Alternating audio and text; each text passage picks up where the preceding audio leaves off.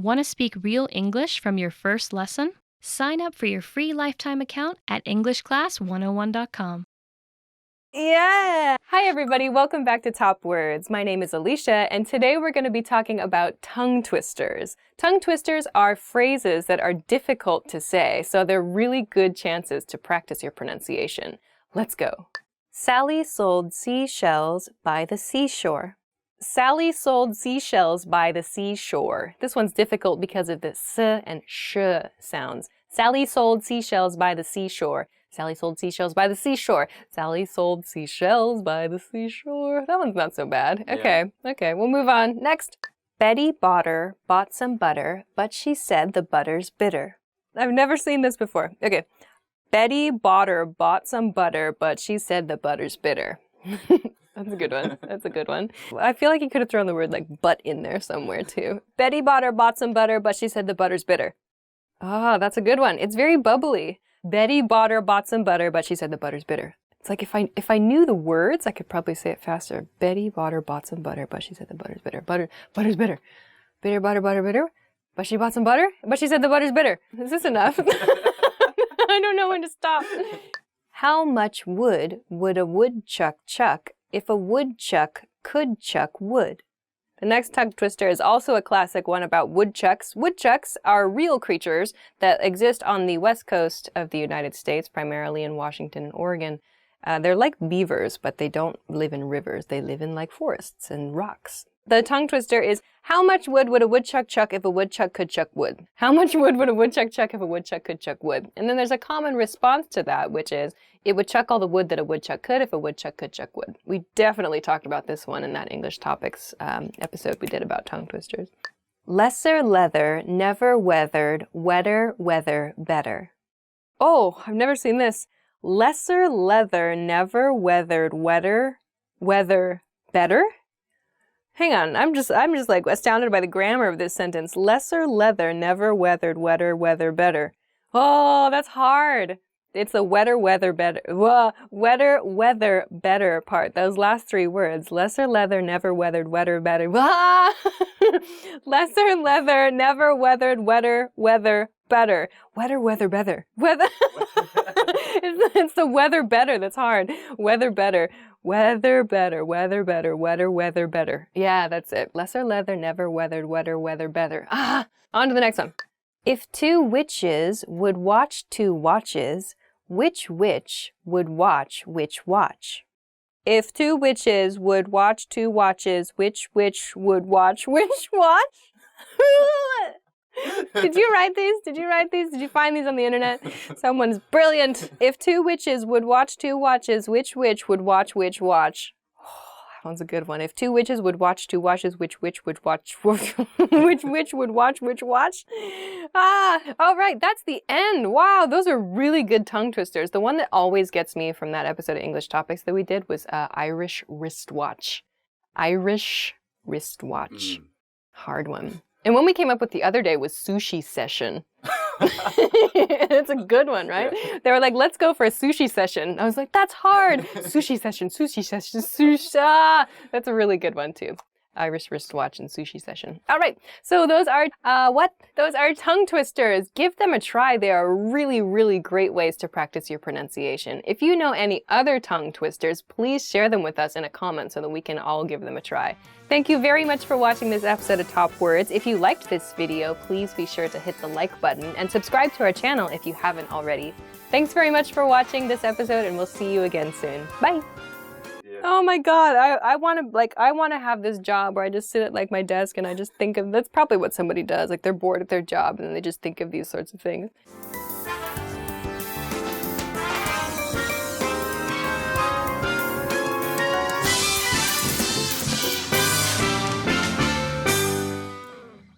Hi everybody, my name is Alicia. Welcome back to Top Words. Today we're going to talk about 10 ways to stop translating in your head. Let's get started. Identify objects around you in English.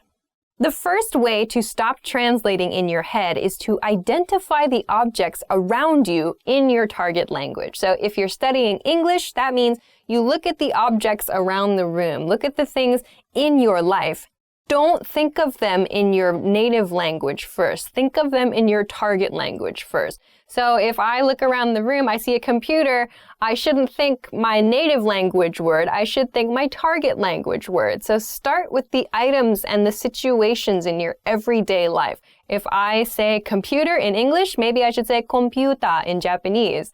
I should say not, I don't know, water in English. I should say omizu in Japanese. So start associating the words in your target language with your everyday life now. So if you're studying English, that means start getting familiar with the things in your everyday life in English.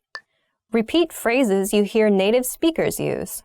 Tip number 2 is to repeat the phrases that you hear native speakers use. So if you're watching this channel, for example, or you're watching a TV show or a movie, listen for the way that native speakers make those phrases. If you hear a phrase you have never heard before, or you hear an interesting combination of words, try to repeat them yourself. Don't just listen. Try to say them yourself. If you're in a public space and it's difficult for you to do that, fine. Practice in a place where you feel more comfortable. Maybe if you have some private space to practice. Just repeat them. Get your mouth used to saying the words the way that the native speakers do.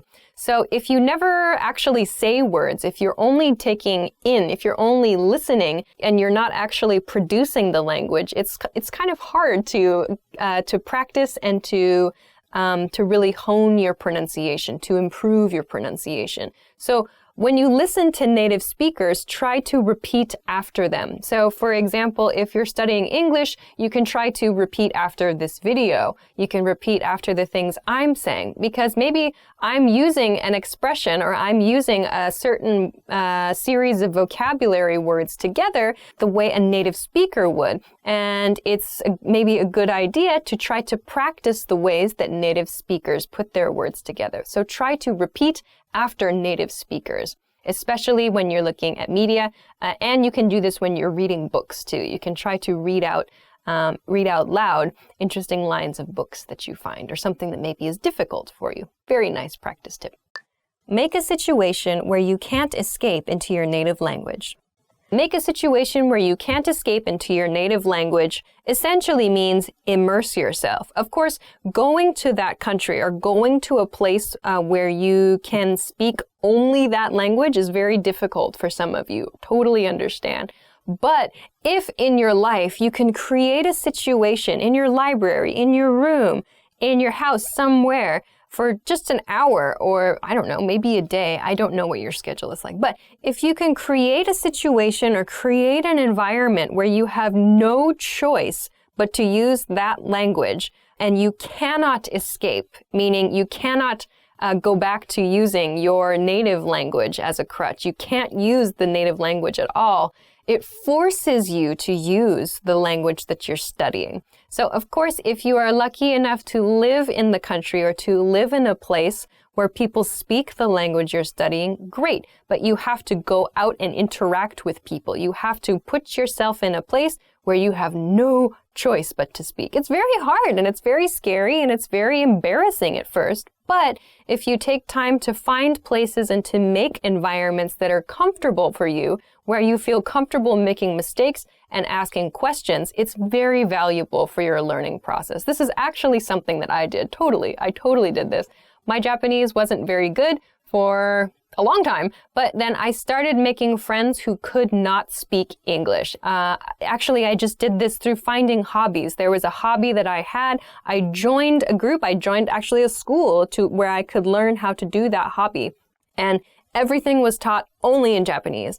And the people in my class only spoke Japanese, mostly. And then maybe we would go out for drinks and food late at night or on the weekends, and everybody spoke only Japanese. And if I couldn't communicate even simply in Japanese, I had no hope of keeping that friendship together. So it forced me to study. It forced me to think about the words they were using and to try to learn those words, those patterns, as well as how to produce them naturally myself. So I was learning the vocabulary words the people around me were using and learning how to apply them on my own. That was only possible because I had no escape in those situations. So try to do that, even if you can do it yourself in your house. It's super helpful, I think. Watch TV and movies in your target language without subtitles. Tip number 4 is to watch TV and movies in your target language without subtitles. So I think that watching with subtitles can be very beneficial. So if I'm watching something, or if you want to watch something with subtitles on, great. But I sometimes find that in my case, I think too much about reading the subtitles and I forget to listen. So maybe if you've seen a movie in your target language a few times with the subtitles on, try turning the subtitles off and think about the character's body language, the words they're using. You can always look that up later. Look up the words you don't know in a dictionary, but try to do it where you're focusing completely on the way that people are using their words. Try not to use the subtitles. So kind of play around with it a little bit. If there's a word that's difficult for you to hear, you can actually turn on the subtitles in the native language of the movie as well. That's something that I've done. If I wanted to study Japanese, it's very useful when the actual words spoken in Japanese appear on the screen. Sometimes it's easier for me to catch a word if I see it visually and I hear it at the same time. So another way to kind of explore how you can use TV and movies is to actually turn on the closed captions, like the words on the screen in the native language of the movie. So this is sort of 2 points in one. So 1, watch movies without subtitles, meaning subtitles in your native language. And hint 2 is to watch movies with closed captioning on, but the closed captioning is in your target language, not in your native language. So you can try those 2 things with TV and with movies. Don't bring a dictionary to your lesson. Tip number 5 is don't bring a dictionary to your lesson. Okay, so give me a second here. So I understand that dictionaries, especially electronic dictionaries, we have them on our phones now, are very, very convenient. Of course, it's important to use them and they're a great resource to have. However, one thing that really bothers me and that I think is detrimental, it's not helpful for students, is when students are in a lesson and they're practicing conversation and they reach a point in the conversation where they don't know the word they want to use. They know it in their native language and they don't know how to say it in their target language. They pull out their dictionary. They say to the person listening to them, their practice partner in their lesson where they have a limited period of time, just a moment. And then they look it up on their phone and it takes a few seconds, the flow of the conversation stops, and then they say a word. And it's like, whoa, no, you don't have that ability. You don't have the ability to do that in a conversation with a native speaker. Most people, if you go to a bank and try to open a bank account, are you really going to pull out your dictionary and sit there and try to communicate, just a moment, as you look up each word you don't know? No. Or if you do, that's not a real conversation. So instead, try using a different strategy. By that, I mean, if you find a word you don't know in conversation, explain the word to your conversation partner. Maybe they know the word. If you're speaking with a native speaker, this is a chance for them to teach you a word. I find that when people take the time to teach me a word, I remember the word much better than just looking it up on my dictionary. So try to resist. Maybe you can bring a dictionary to your lesson, but don't use it or try not to use it in your conversation practice. It destroys the flow of a conversation. So instead, practice the skill of describing the vocabulary word you want to use and learn how to ask the meaning of a word or learn how to ask for a vocabulary word from your partner. So you can use an expression like, what's the word that means blah, blah, blah. Or, it's this thing that does this and this and this. So this is an opportunity for you to describe characteristics of something or find a different way. You can use your body language. You can use whatever. You have a lot of tools, but try not to use a dictionary in a conversation because it's not realistic. Train responses to common questions. Number 6 is a quick one, I think. Hint number 6 I have is just to train responses to common questions. Train responses to common questions. So, for example, a very common question in English is, hey, how are you? You should know how to answer this question. Just have a default response. Hey, how are you? I'm good. Like, if it takes you a long time to answer the question, hey, how are you? You need to practice. I think that's a pretty good indicator. So, for example, sometimes I ask students a question like that they haven't quite gotten the idea of how to respond just yet. They're not so quick at responding. I say, hey, how are you? And they say, yes. And then they think and they go, I'm good. And it's like, that's a very common question. So think about just a default response that you can spit out, that you can quickly say. If it's, how was your weekend? Or, hey, what's up? Or, what do you want to do for dinner tonight? Think about like just a handful, meaning just a few responses to those questions and train them quickly. Just, how are you? I'm good. How are you? I'm okay. How are you? Not bad. There's 3. So it's just training responses to those questions. There's no reason to be surprised by a question like, how are you? Like, that's a very common question. So for those common questions, train responses to that. We've got a bunch of videos, especially beginner level videos, for some example responses you can do. So don't get stuck with these little questions. Just train a few responses, practice a few responses till they feel natural to you. It'll save you time and it'll help the person asking the question too to move forward in the conversation. Yay! Study with materials that don't provide a translation. The next tip is to study with materials that don't provide a translation. So by this I mean, if you're using worksheets or some kind of textbook or whatever, and it has your target language, the language you're studying, and it has your native language next to it. While this can be useful, I feel that if you can, studying your materials only in your target language and then simplified explanations for more detailed points, also in your target language, can be a little bit better. So I don't want to say like you should only study things in your target language and nothing from your native language, because of course like it can be helpful sometimes to look up a word or to understand a grammar point in your native language. But where possible, if you can find something that provides simplified explanations in your target language, it can be really, really helpful because again, you're learning to think on like a simpler, on a more basic level about the language you're studying in the language that you're studying. So this can be really, really good. So finding some materials to use where there's no translation. Maybe you can practice, of course, with books and with written materials, but also with like video materials as well. So there are a variety of different ways that you can find materials in your target language, like in video and TV. So some things to think about there are the level of vocabulary words people are using in the media content you're watching, who the media content is intended for, children, young adults, the speed at which the speaker is talking. So like I have the ability to change the level of difficulty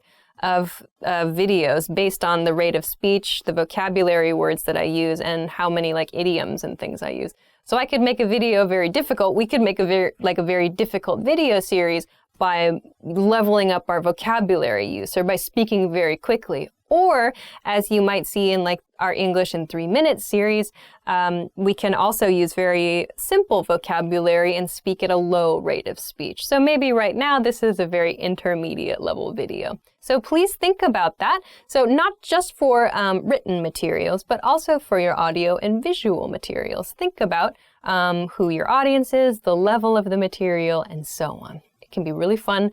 And it can be helpful to think about your target language in your target language. All right, we're almost done. Study phrases in addition to single vocabulary. The next tip is study phrases in addition to single vocabulary words. So yes, of course, vocabulary is important, but I find it personally very, very useful to look at how a vocabulary word is used in a phrase, because sometimes using it in a phrase helps you understand the nuance of that vocabulary word really, really well. So if like a word like crazy, for example, in English, depending on the situation where the word crazy is used, it could mean something different. It could mean like a person who is mentally confused or mixed up. It could also mean something really good. It could mean something really bad. So if we look only at the word crazy, it's quite difficult to understand really the meaning of the word. But if you look at the way the word is used in a phrase, you can get a lot more information. So take a look at the way people use words in phrases, not just as single vocabulary words. You can learn a lot more that way, I think. Do your daily activities in English where possible. The next tip is to do your daily activities in your target language. So if you're studying English, that means try to do some daily activities in English if possible. So this can be very, very boring stuff, but just think about it when you're doing the activity. So like right now, I'm filming a video for EnglishClass101.com, or I'm going to work, I'm cooking breakfast, I'm doing the laundry. What do I have to do tomorrow? So try thinking about your everyday life in English if you're studying English. Try thinking about your everyday activities, the people that you meet. What are you doing? So this is a way to help you practice your verbs. So if you don't know, if you're doing something at work and you're like, oh my gosh, how do I explain what's the verb for, a picture, like I want to blah, blah, blah, a picture. What's the word? You can check a dictionary at that point and go, it's draw. I need to use the verb draw for draw a picture. So you can find these little gaps in your everyday life, these little gaps in your knowledge, if you think about your everyday activities in your target language. If you don't think about it in your target language, you might not realize you have vocabulary gaps or phrase gaps here and there. So this is a really good and kind of funny, actually, way to study. Use a learner's dictionary for new words.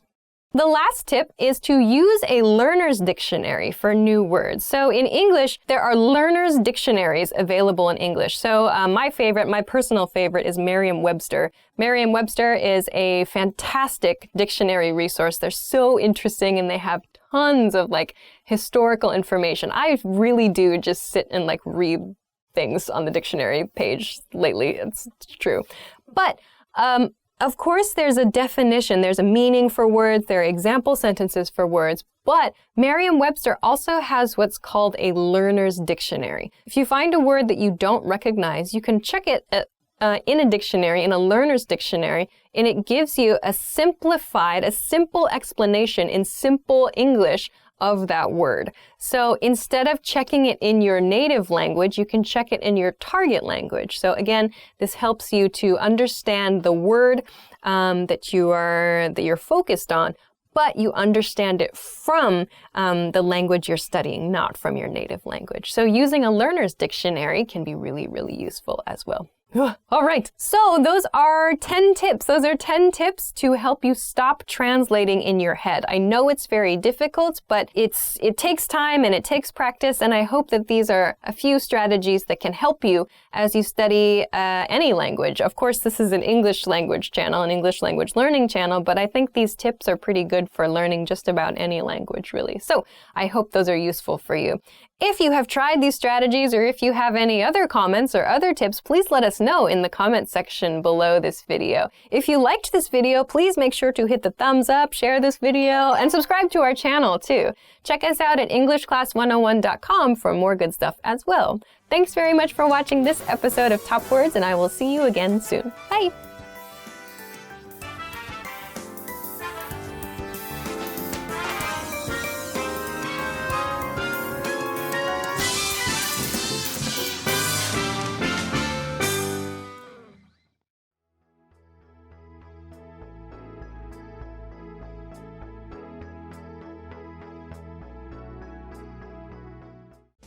Want to speed up your language learning? Take your very first lesson with us. You'll start speaking in minutes and master real conversations. Sign up for your free lifetime account. Just click the link in the description. Hi everybody, my name is Alicia. Welcome back to Top Words. Today we're going to talk about 10 job interview questions and a few responses to those job interview questions. So let's go! Tell me a little about yourself. Statement number 1 is tell me a little about yourself, or tell me a little bit about yourself. This is a very common interview introduction question, or the first question in an interview. Tell me about yourself is just an open question. Please share, or basically introduce yourself. This usually means you should share what you studied in college, your work experience, any personal projects you've tried to do or have successfully done, other experience you think is relevant. So this is an invitation for you to give a general introduction about yourself. In an example sentence, well, I got my bachelor's degree in biochemistry. How did you hear about the position? How did you hear about the position? How did you hear about the position? This question means how did you learn about this job that you are interviewing for? How did you find this job opening? So how did you hear about the position? This is where you can explain maybe where you found the information about the job. So you found it on the internet, in the newspaper, you heard from a friend, you were contacted by a recruiter. So there are a few different ways that you can share with your interviewer how you found the position, how you heard about the job. In a sentence, I found an advertisement about the job on the internet. Why are you interested in this position? Next is, why are you interested in the position? Why are you interested in the position? This is your chance to explain why you want this job. Why are you interested in this position? So usually you should not say, for the money, or because this is there are a lot of attractive people at this company. I don't know. You should say something in response to this question about your career goals, or maybe something specific about the company that you like, or something very specific about the job that is available there, and how you feel your skills are a match for that job. So explain why you're interested in that position, the reason you decided to apply for that job. In a sentence, I think I'm a good fit for the company and its goals. Why should we hire you? The next interview question is, why should we hire you? Why should we hire you?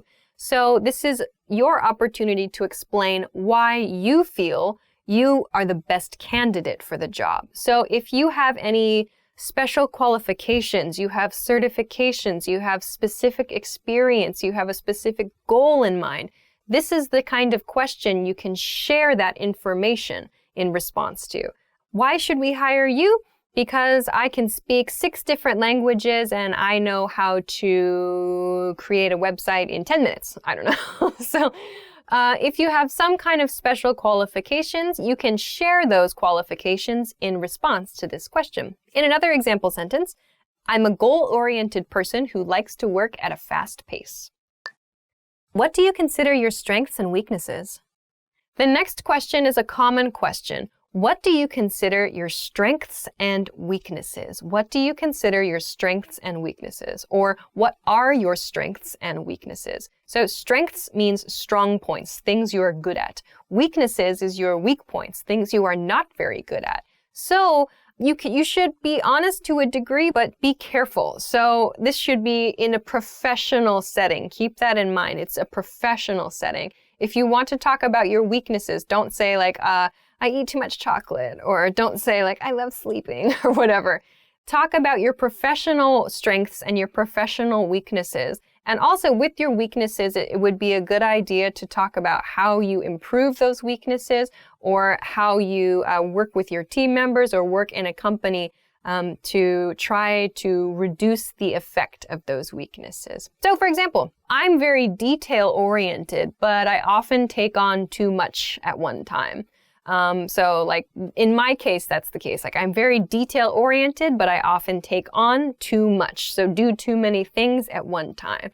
So I could explain, okay, so I'm very detail-oriented, but if I'm trying to take on too much, maybe I say I communicate with my coworkers about what should be prioritized, and that helps me organize my time better. So when you introduce your weakness, talk about the ways you try to reduce the effect of that weakness. That can be one technique. So your good points and your bad points in this question.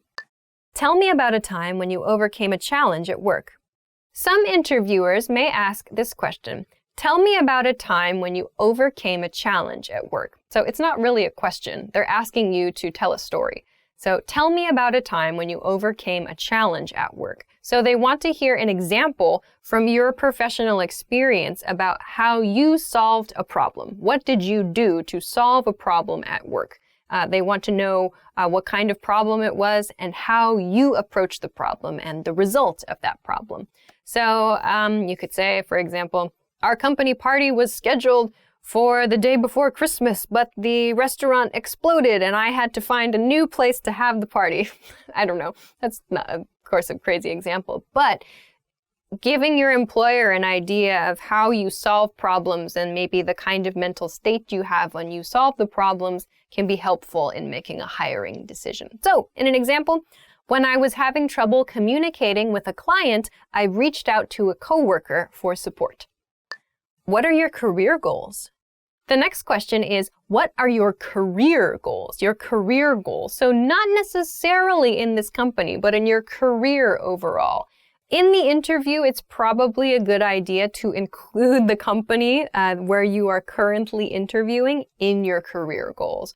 But keep in mind, like, you should be explaining a goal, or you should be sharing a goal that is in line with the company's work. So if your goal is to open a cupcake shop, but you're interviewing for like an IT job where you're going to be like, I don't know, installing Windows 10 on people's computers, maybe this doesn't really match. So make sure that your career goal and the job you're interviewing for align. Those two should be kind of aligned.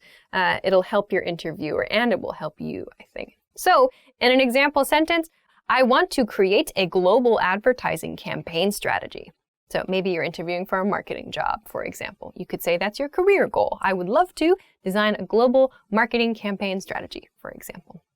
Where do you see yourself in 5 years?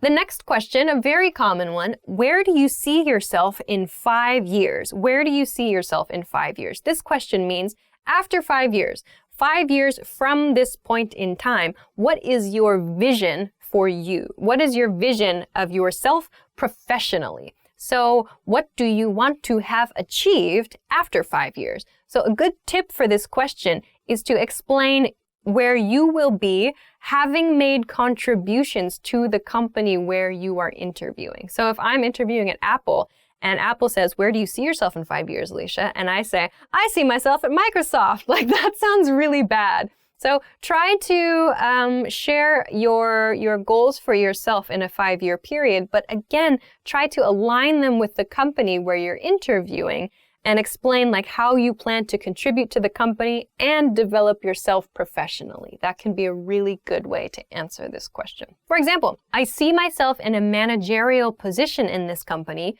working on multiple projects for multiple markets. Ooh. Why do you want to work here? The next question is, why do you want to work here? Why do you want to work here? So similar to why are you interested in this position? That one's like, that question is very much about this job in particular. But the question, why do you want to work here, means why do you want to work in this company, like in this place specifically? So share something about the company that you like, or share something, some reason the company is attractive to you as a candidate. So maybe it's the location, or maybe it's the ability to work overseas, or maybe it's an international environment, or maybe you can use your English skills. Some reason why you're interested in working at this company specifically. Share that after this question. So example, I think there's a lot to learn and I think there are opportunities for promotion. Do you have any questions for me? Last one. The last question is very common. Do you have any questions for me? Do you have any questions for me? Interviewers will often ask this question at the end of an interview, inviting the candidate to ask questions about the company. It is usually a very good idea to prepare some questions for the interviewer. So it's also a good idea to research your company or research the university you're interviewing for before the interview. So if you have questions about the company policy, that sort of thing, it's a great chance to ask your interviewer. Generally, however, it's not a good idea to ask specific questions about pay or vacation. in the interview, as you can be seen as maybe being too money or too vacation focused. That might come a little later. If you say, what's the salary for this job? Unless it's a kind of a close situation, that might be too direct a question. But instead, ask some things about the company. Ask your interviewer what it's like to work there, what your interviewer thinks is good about working for the company, or maybe what your interviewer thinks the company's planning to do over the next few years. Ask something of your interviewer. So it shows that you are interested in that company and that you want to learn more and participate more with that company. So make sure to have some questions prepared when your interviewer asks, do you have any questions for me? So example question, what do you think is the most rewarding part about working here? So those are 10 job interview questions and a few different ways you can respond to them. So I think those are useful for job interviews, yes, but maybe if you interview for like a university or interview for a scholarship or something, you can use similar responses to similar questions. So if you have any questions or comments, please let us know in the comment section below this video. If you liked the video, please make sure to give it a thumbs up and subscribe to our channel as well. Check us out at EnglishClass101.com for more good stuff, and thanks very much for watching this episode of Top Words. I'll see you again soon. Bye!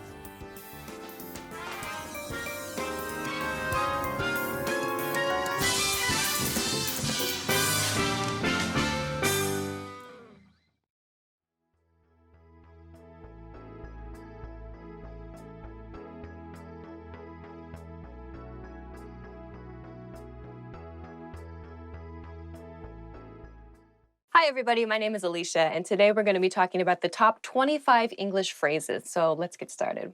The first phrase is hello. Hello, of course, is used as a greeting. You can greet your friends, you can greet your coworkers, your family with this phrase just by saying hello. Hey, hi, what's up? Hello. Sup? Yo. Pretty much any time of day you can use hello. Hello. The next phrase is good morning. Good morning is used as a greeting in the morning. You can kind of feel when morning ends for you. Good morning is nice and polite. Or even just morning with your close friends or close coworkers. The next phrase is good night. Good night is fine. We don't use this to greet other people. We use it when we're saying goodbye to other people at night. Family members, particularly mothers and fathers, to say good night to their children before they put them to bed. You can say it to your friend in a text message or in an email if you've been talking for a while. Good night. So the next word to talk about is goodbye. Use it when you say goodbye to your friends, when you leave your friends. Goodbye. Bye, of course. Take care. Have a nice day. Peace out. That's another way to say goodbye.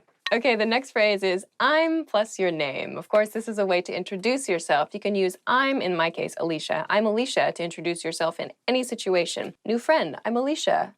Okay, the next phrase is what's your name? What's your name is used to ask someone else what their name is. So, what is your name sounds a bit, try to use what's your name. If you forget someone's name, you can say sorry, what's your name? Or sorry, what's your name again? Next phrase is nice to meet you. Nice to meet you anytime you meet someone new. Nice to meet you is fine. Good to meet you is a little more casual. Great to meet you sounds very excited.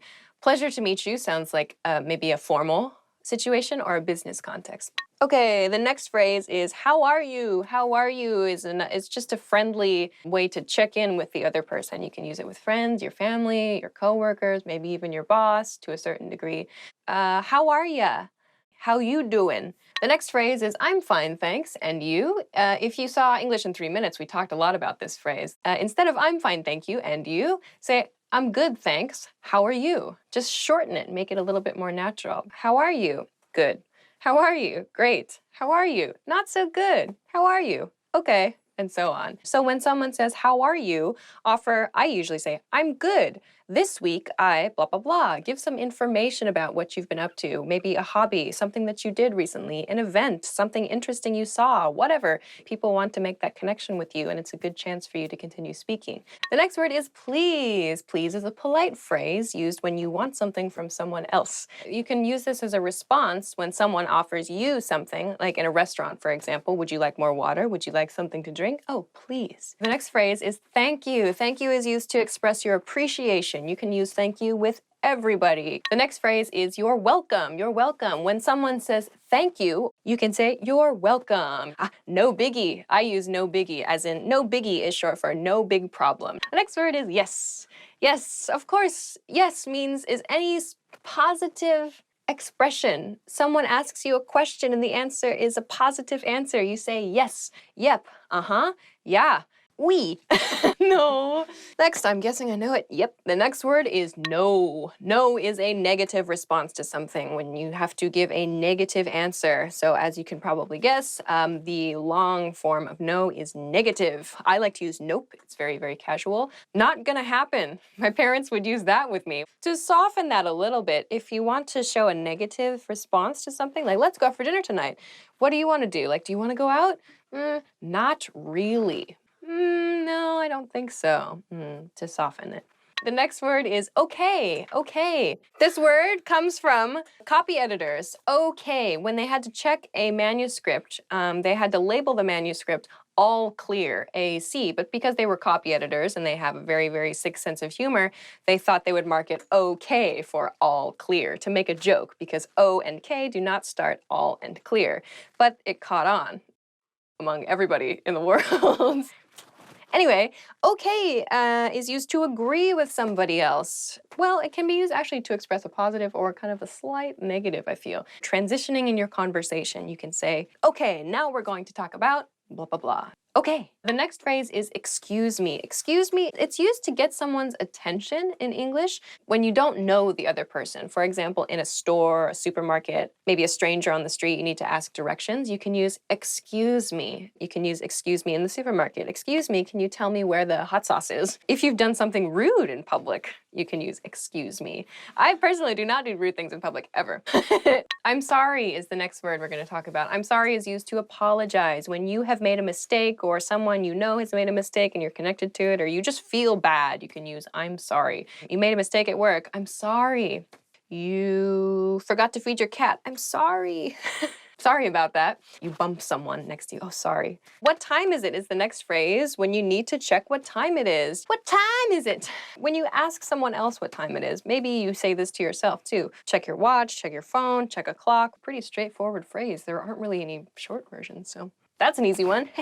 Where is the plus a location. So you can use this for a building or a store. We're not going to use this where is the for a place, a city name or a state name or a country name. To do that, you would need to remove the. But where is the bank? Where is the post office? You can use this to ask directions, to ask for help in your house or at work. Where is the copy machine? Where is the file I need? Where is the blah, blah, blah? Where is the bathroom is perhaps a very important question to know. The next one is, may I use the restroom? May I use the restroom is a polite and soft expression that you can use if you need to use the toilet, you need to use the washroom. When you're at someone's house for the very first time, when you're in a place that is new to you, you can ask, may I use the restroom? More casually, can I go to the bathroom? To be very polite, you can say, may I go to the bathroom? The next phrase is, I would like to order something. You can use this at a restaurant probably, or in any situation where you need to place an order. I'd like a pizza. I'd like a beer. Can I get the check, please? This will be used at a restaurant. When you've finished your meal and it's time to go, can I get the check, please? In a very, very casual situation, you can just say, check, please. That's fine. The next phrase is see you soon. See you soon is used with friends and family members, perhaps, when you expect to see them again soon after saying goodbye to them. This is used at the end of the conversation. You're going separate directions. You say, see you soon. See ya is also good, or just see you. To make it a little more formal, you can say, I'll see you again soon. Make a full sentence out of it that way. The next phrase is see you later. See you later is very similar to see you soon, but the point is with see you later is that you're probably going to meet that person again later on in the same day. The last phrase is really. Really is a very useful word because you can use it to show you are interested in a conversation with upward intonation. Really, really, tell me more. Or to show that you're not so interested in the conversation with downward intonation. Really. So there are many other words that you can use similar to really in this way, like seriously or oh, oh, and so on.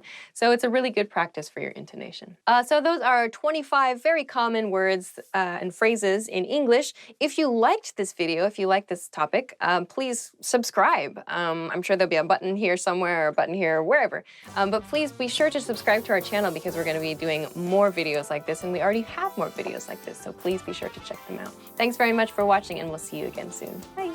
Really? Oh, interesting. Okay, I see. Great, fantastic, unbelievable. Gratitude, subjects. What do we have for dinner tonight? Pizza? Affirmative. I'll riff on that. I am Chris Hardwick.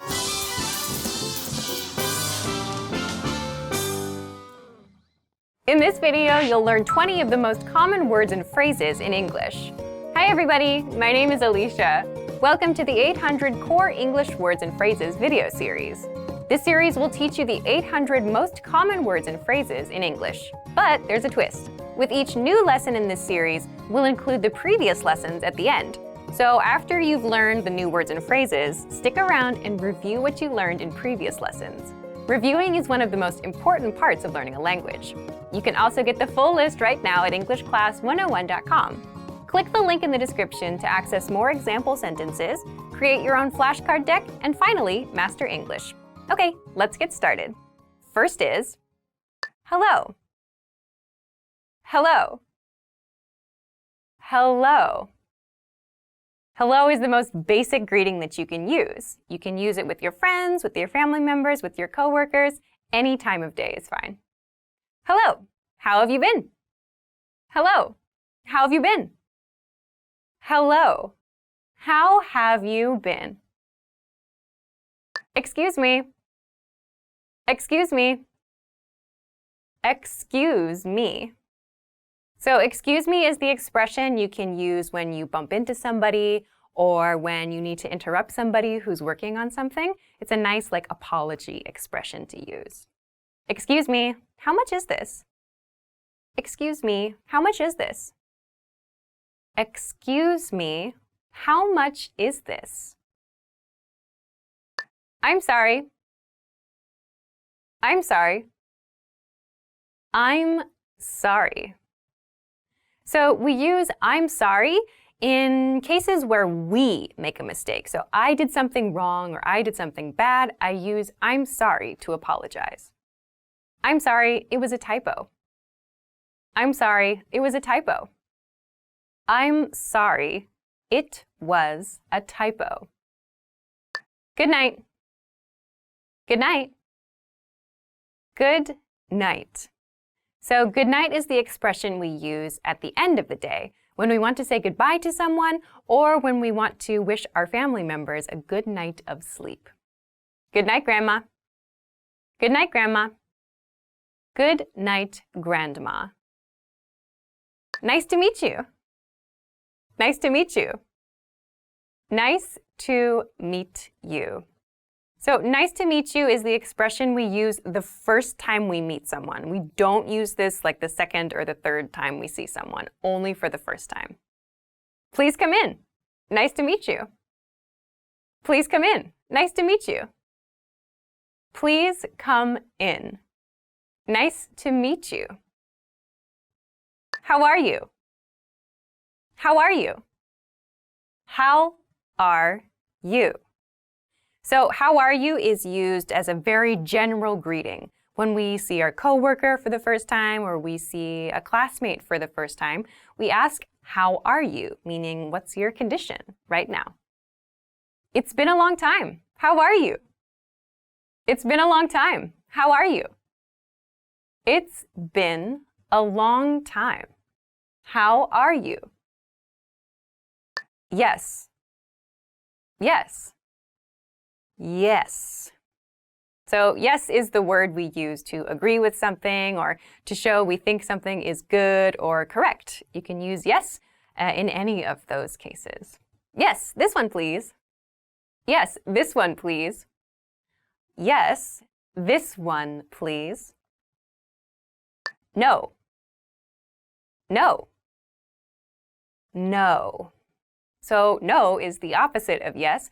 We use it when we want to disagree or show that we think something is not good or is maybe not the best option. No, I haven't eaten yet. No, I haven't eaten yet. No, I haven't eaten yet. Thank you. Thank you. Thank you.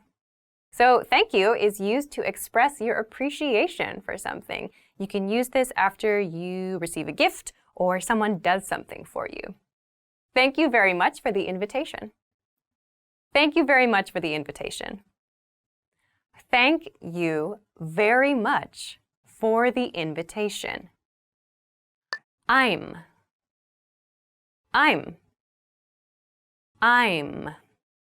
So I'm is the reduced form of I and am. It becomes I'm. Make sure to clearly pronounce that sound, like when you're introducing yourself. I'm John. I'm John. I'm John. Goodbye. Goodbye. Goodbye. So goodbye is one way to say like something at the end of the day, usually, to say bye to someone. Goodbye sounds a little bit more formal than just bye, but you can use it to sound polite. Goodbye. See you again. Goodbye. See you again. Goodbye. See you again. Bad. Bad. Bad. Okay, so bad is a word that means not good. You can use it to describe something you don't like or that you think is inappropriate. Be careful of bad people. Be careful of bad people. Be careful of bad people. Good. Good. Good. So good is the opposite of bad. You can use it when you want to express that you like something or that you think something is positive. My teacher is a good person. My teacher's a good person. My teacher is a good person. Pretty. Pretty. Pretty. So pretty is used to describe someone or something's physical appearance, something that we think is beautiful. I have a pretty girlfriend. I have a pretty girlfriend. I have a pretty girlfriend. Ugly. Ugly. Ugly. So ugly is the opposite of pretty. We use this word to describe something that we think is not pleasing or is unpleasant. Ugly face. Ugly face. Ugly face. Easy. Easy. Easy. So easy is used to talk about something that is not difficult. It's maybe something that's simple to do. Easy exam. Easy exam. Easy exam. Difficult. Difficult. Difficult. So difficult describes something that is hard or something that is challenging to do. Difficult problem. Difficult problem. Difficult problem. Near. Near. Near. Near is used to talk about something that is close to us. It's something that we can go to quickly and easily. I live near the university. I live near the university. I live near the university. Far. Far. Far. So far is the opposite of near. Far means something that is at great distance from something else. There's like a long way to get to something. The station is far from here. The station is far from here. The station is far from here. Small. Small. Small. So small is the opposite of big. We use it to describe things that are little. You can use it for concepts, for objects, or for people. Small mistake. Small mistake. Small mistake. Well done! In this lesson, you expanded your vocabulary and learned 20 new useful words. Click the link in the description and sign up for free at EnglishClass101.com to get access to the full list of vocabulary you'll need for daily life conversations. You'll also get example sentences, custom flashcard decks, and more learning resources. See you next time. Bye-bye! Want to speed up your language learning? Take your very first lesson with us. You'll start speaking in minutes and master real conversations.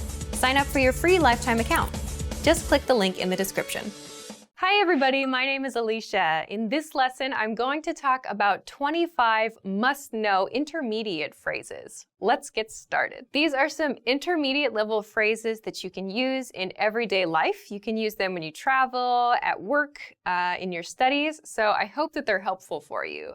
They're for asking and answering questions. So after you learn these phrases, check out the link in the description where you can make an account at EnglishClass101.com and practice your English even more. All right, let's get started. How's it going? How's it going? You'll notice with how's it going that there's an apostrophe at the end of this. It's not how's it going or how is it going. If you say how is it going, it sounds too stiff. It doesn't sound so friendly. So we say how's it going? How's it going? How's it going means how are you? Like how are you doing? Or how is your life going? So it's like a friendly, kind of rougher, more casual way to say, how are you? How's it going? How's it going? How's it going with you? Fine.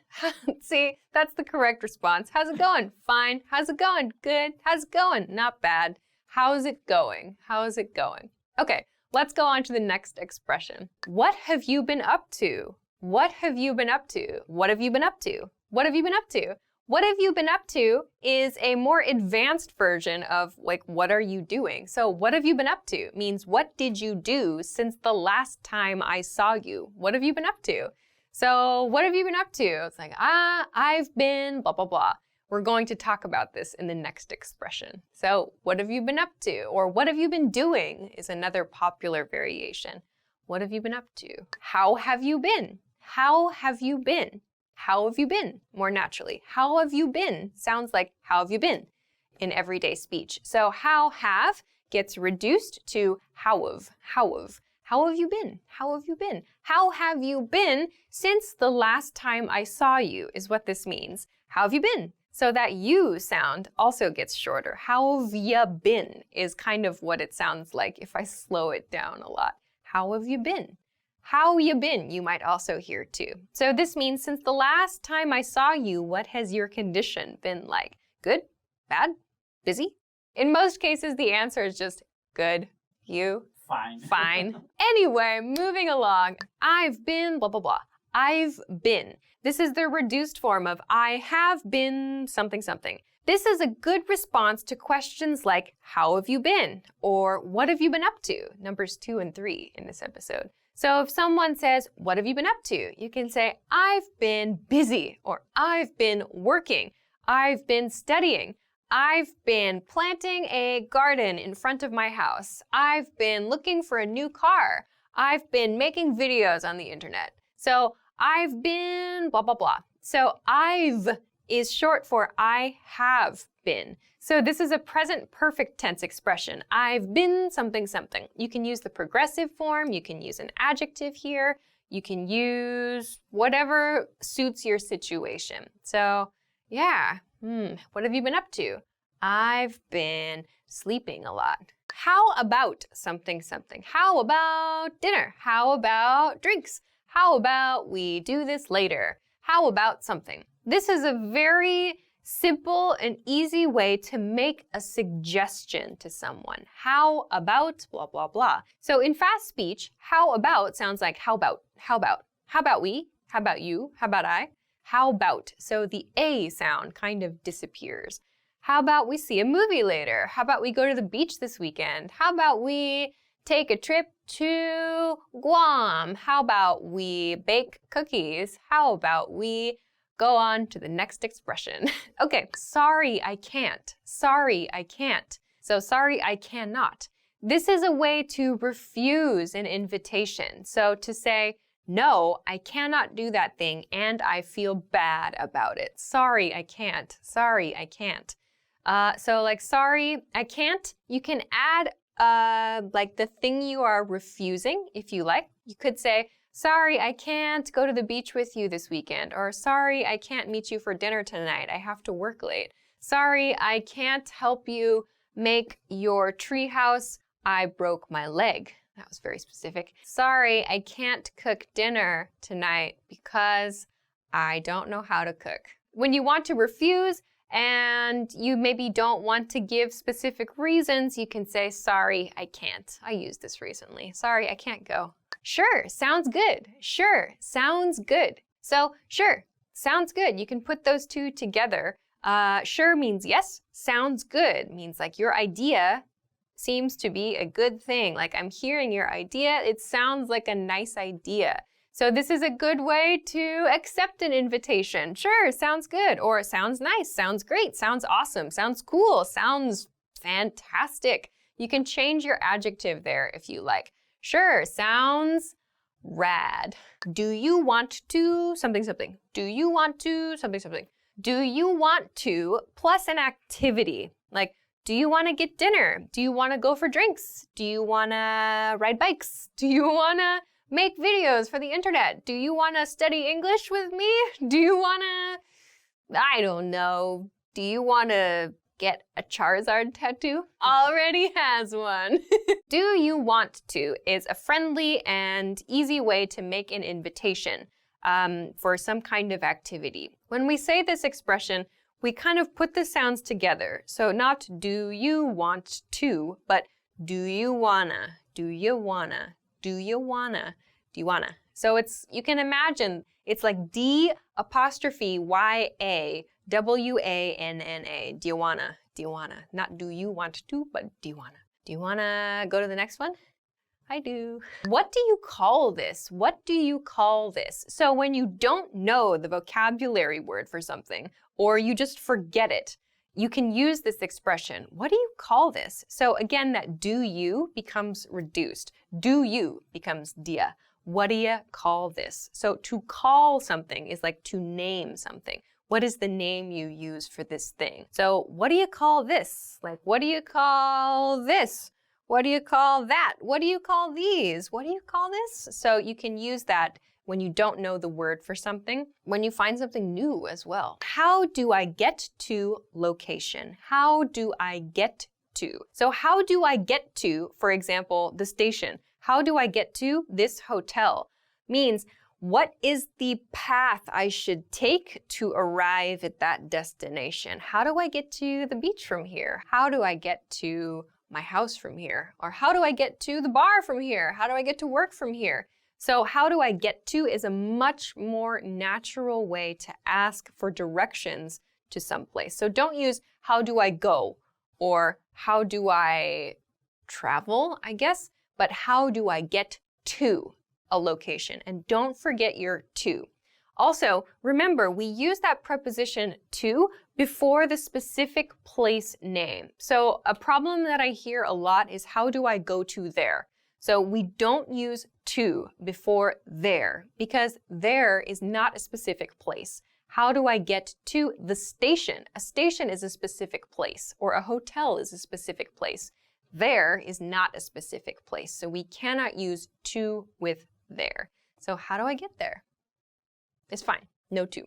How do you get to the next one? By scrolling down on the iPad. All right, so let's go to the next one. Have a nice evening. Have a nice evening.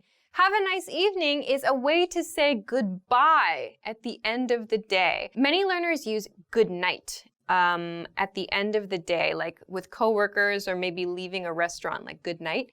We use good night when we're like saying goodbye to our kids or like when we're actually in bed, like with a spouse or like your partner, or maybe you say it to your children or something like that, good night, just before you go to sleep.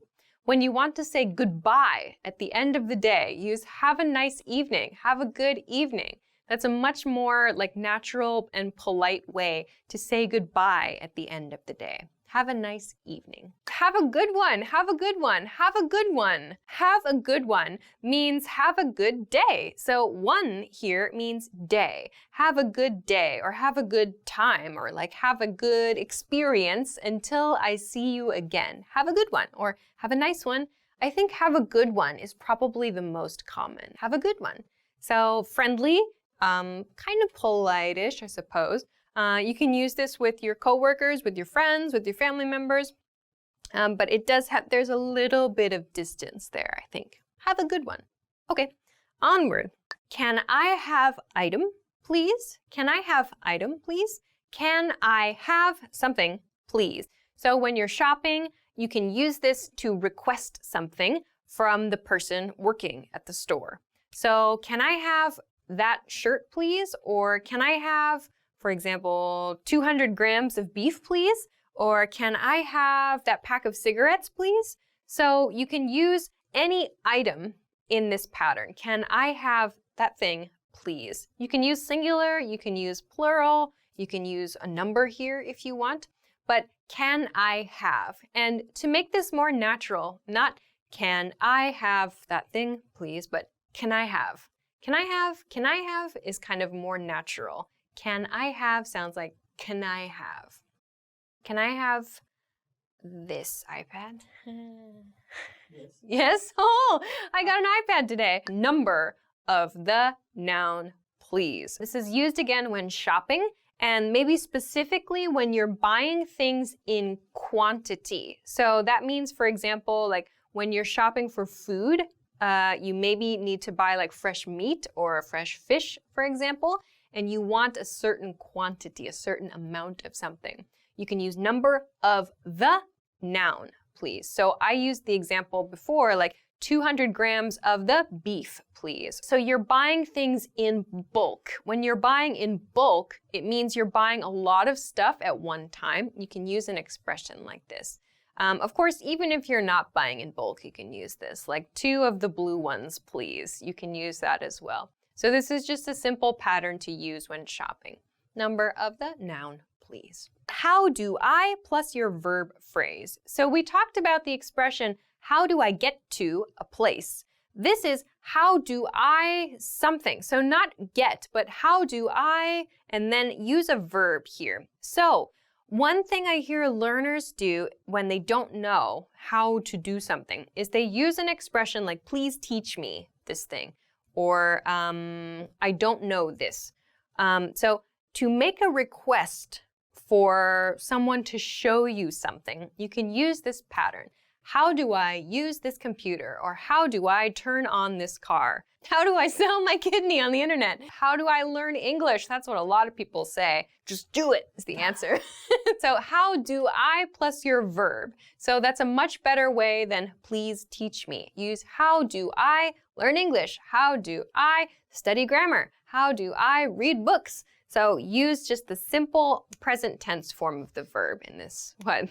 Again, another point here, pronunciation point. How do I becomes how do I? How do I? How do I do this? How do I do that? How late are you open? How late are you open? This is very useful when you're visiting restaurants or bars or like retail shops as well. The most natural way to ask what time a store or other establishment finishes is how late are you open? How late are you open? So if you ask this question, you will get the closing time as the answer. Like, how late are you open? 8. How late are you open? 10. How late are you open? Midnight. Or how late are you open? We're open 24 hours. The internet is open forever.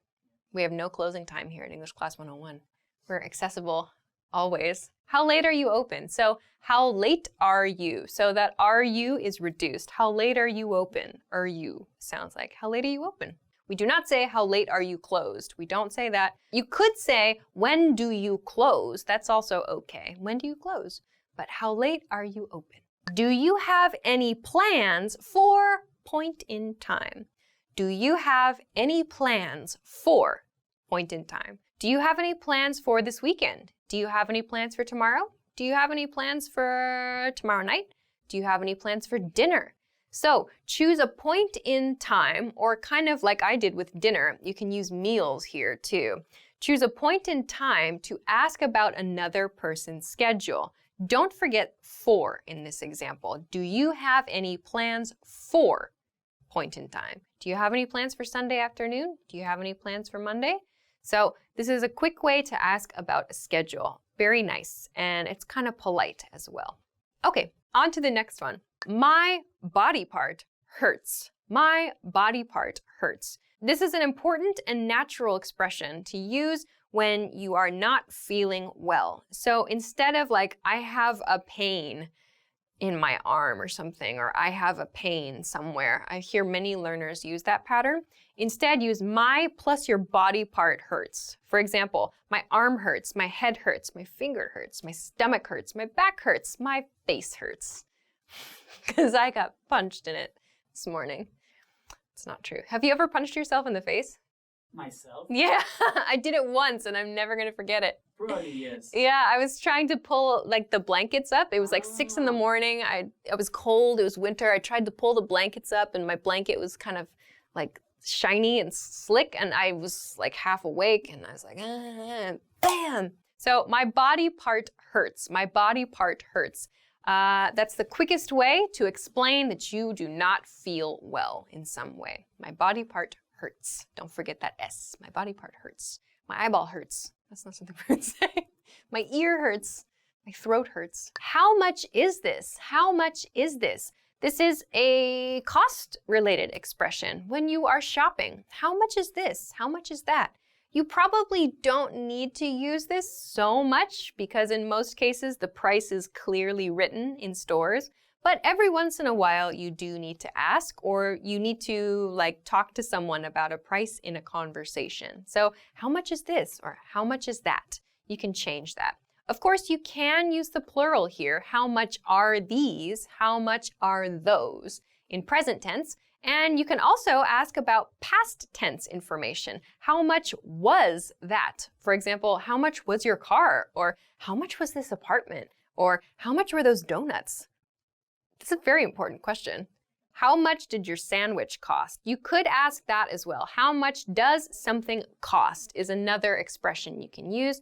But yeah, how much did your sandwich cost? It looks good. Or how much for a dozen burgers to be sent to my office tomorrow at 1 o'clock. What did you say? What did you say?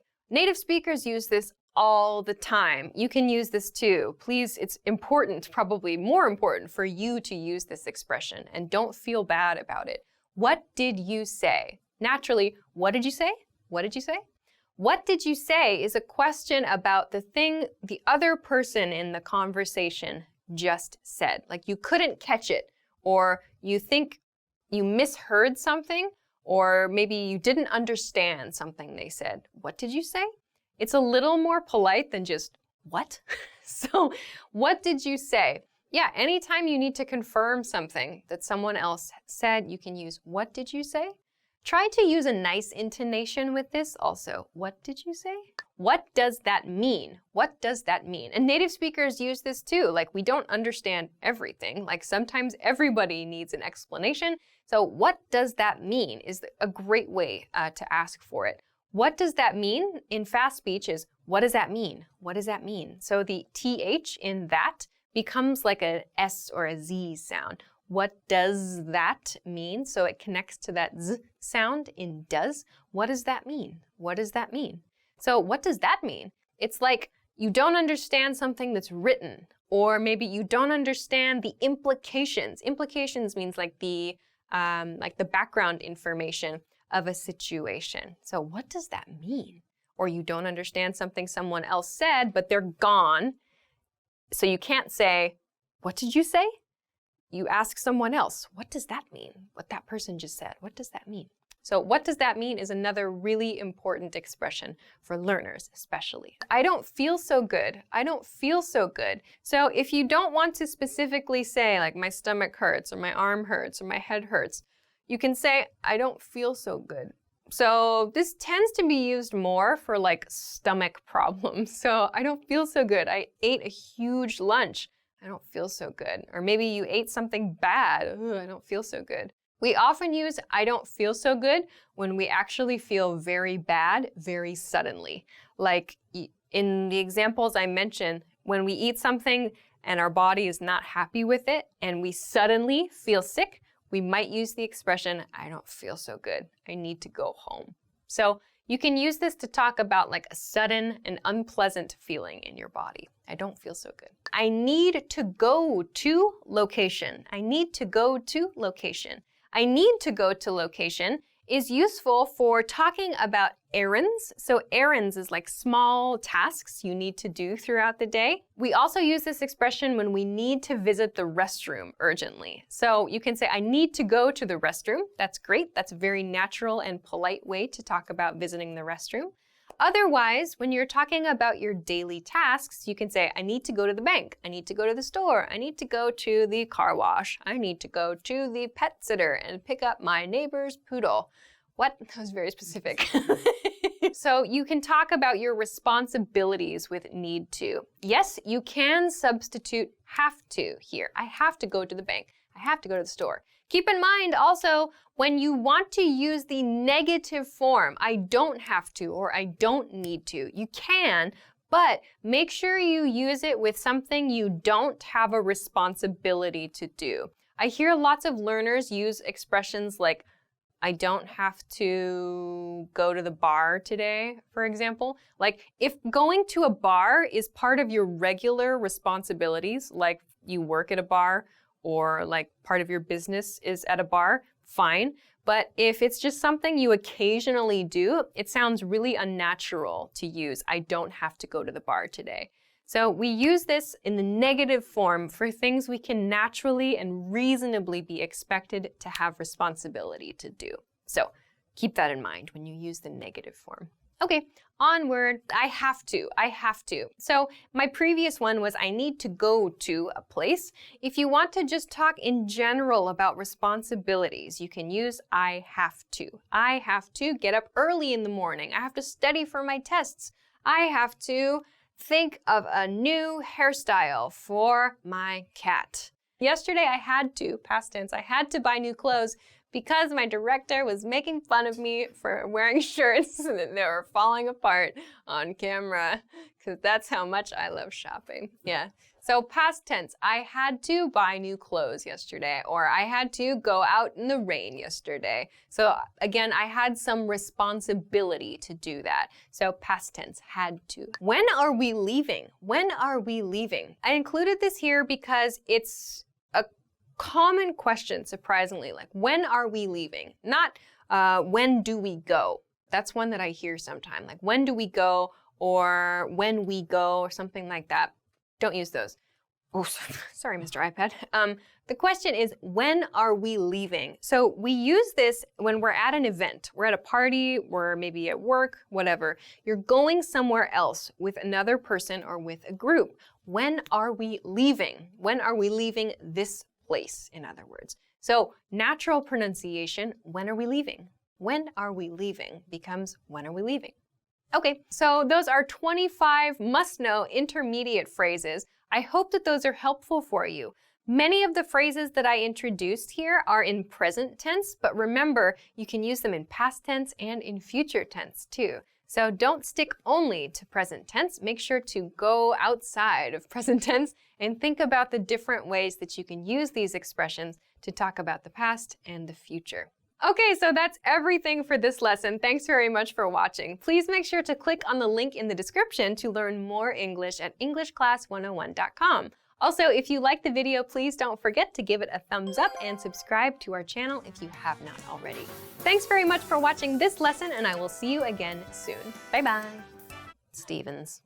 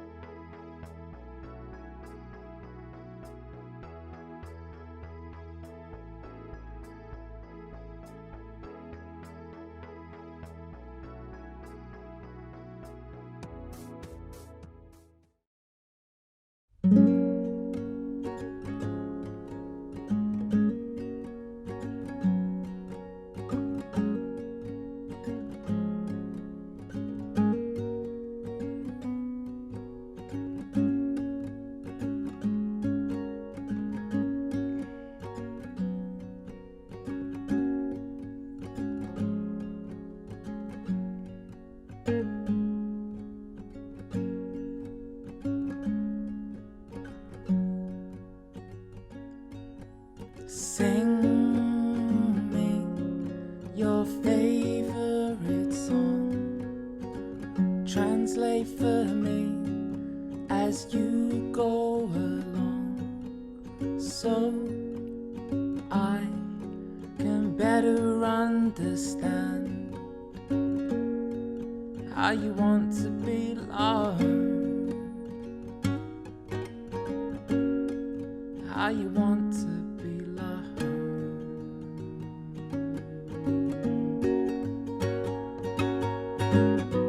Living it up, you came in on a high tide, calling to court all my fears, letting it go, this wild untried emotion. Say it loud and say it clear,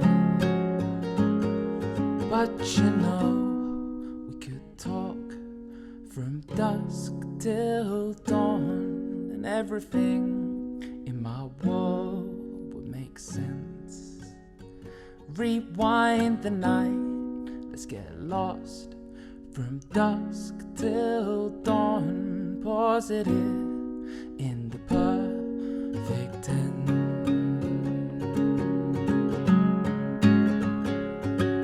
and sing me your favorite song.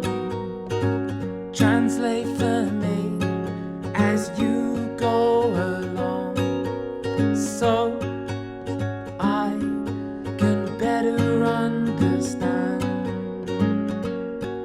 how you want to be loved, how you want to be loved.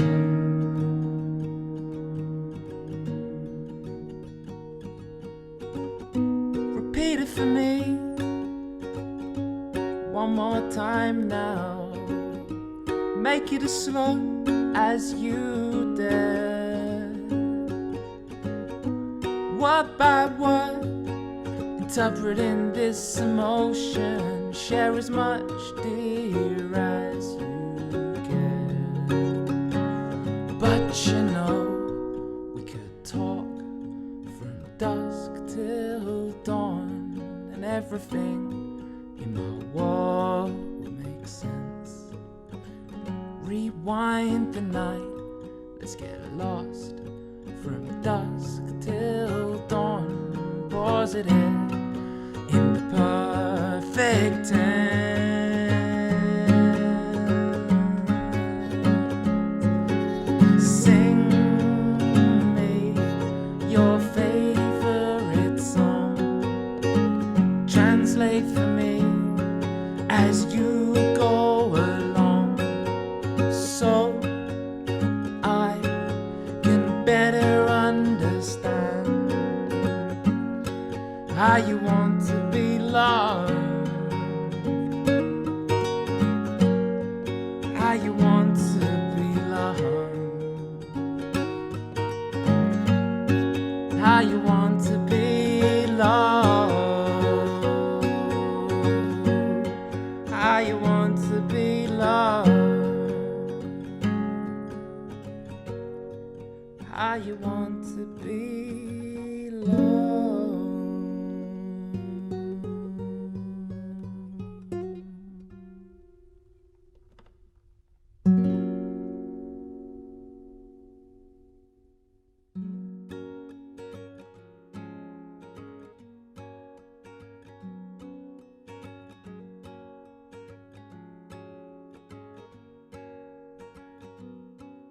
Hi everybody, my name is Alicia. In this lesson, I'm going to give an introduction to English tenses. For this lesson, I'm going to give a short introduction to when to use each of the English tenses. I'm also going to share an example of what that tense looks like in a sentence or in a question. So this is just a quick guide. If you want more information about any of these tenses, you can try searching the YouTube channel or our website for a video specifically about one of these tenses. So I hope this is helpful for you. Okay, so let's get started. The first group of tenses I want to look at is the present tense. So for today's lesson, I've organized it into 3 categories: present, past, and future tenses. So let's begin with the present tense. So in each category, I have 4 different tenses. I have simple, continuous, perfect, and perfect continuous. You might know continuous as progressive. They mean the same thing. Continuous and progressive mean the same thing for this lesson. So let's begin with the present simple tense. Present simple tense is a tense we use for general facts, for regular actions, and for schedules. So this is stuff that doesn't change. Like he speaks English, for example. She doesn't speak Spanish. That's a simple fact. For regular actions, so things you do every day or every week, for example. And schedules, so that means like a bus or an airplane or maybe a car schedule, something that maintains a regular schedule. An example, 2 examples of using the present simple tense. First, I work on Mondays. So here, work is my verb. I work on Mondays. Simple present tense. A negative, I don't eat lunch at 2 o'clock. So these are simple present tense statements. In this case, they're just simple statements of fact, really. Okay, so let's continue to the next one. The second tense is the present continuous tense. The present continuous tense. So present continuous tense we use for continuing actions, and that means actions that are happening now. So for example, I'm teaching, I'm standing, I'm speaking. Those are actions happening now. So we use it for continuing actions now, like physical actions. We also use it for trends. So things happening in your society right now, for example. So examples would be like, that TV show is becoming popular, or the world is getting warmer, for example. So these are things happening now also. We can use it for one-time actions as well, and this relates a little bit to future tense, which I'm going to talk about later too. But something happening just one time in the future, we can use the continuous form to describe that. So for example, I'm working this Saturday. So sometimes students ask, what's the difference? Why is it I'm working this Saturday and not I work this Saturday? Remember, we talked about the present simple tense. We use that for regular actions, for general facts. So if you usually work on Saturdays, you should use the present simple tense. I work on Saturdays. If, however, this Saturday is special and you don't usually work on Saturdays, you should use the continuous tense. I'm working this Saturday. So it sounds like that's not a typical thing for you. I'm working this Saturday. Okay. Let's go on to the third tense. The third tense is the present perfect tense, the present perfect tense. So we use the present perfect tense for general life experience or lack thereof. So lack thereof means no life experience, not having a life experience. So something that you did in the past, but not at a specific point in time. The specific point in time is not so important here, or maybe we don't know. So example. A negative example, he has never been to Spain. He has never been to Spain. In this case, no life experience of going to Spain is what this means. So this is an example of present perfect tense. Here we have he has. Remember, we need to attach has or have before our past participle verb form here. So for more information about this tense, you can check the channel. There's more information there. So let's continue on to the next tense now. The next tense is the present perfect continuous tense. Present perfect continuous. We use this tense for actions that started in the past and continue to the present. So something you started doing in the past, some point in the past, it's not always important when, but that action continues. So you use this a lot to talk about your studies, for example. We use words like for and since and maybe ago with this as well. So an example of this, I've been studying English for 2 years. So here we see I've been. This I've is the contracted, the reduced form of I have. I have been studying. So this is the continuous or the progressive form. In this case, I've used the word for. I've used for because I'm using 2 years, which is a length of time. We can use since.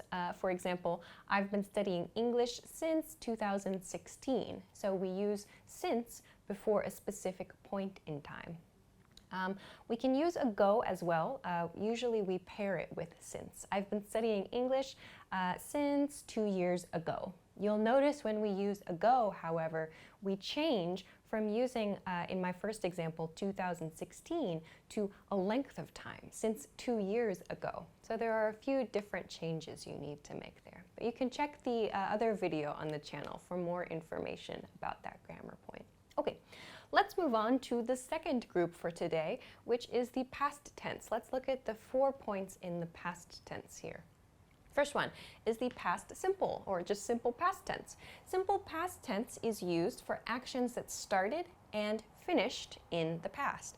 So for example, I taught simple present tense earlier. So I used past tense. I taught simple present tense because the action started and finished in the past.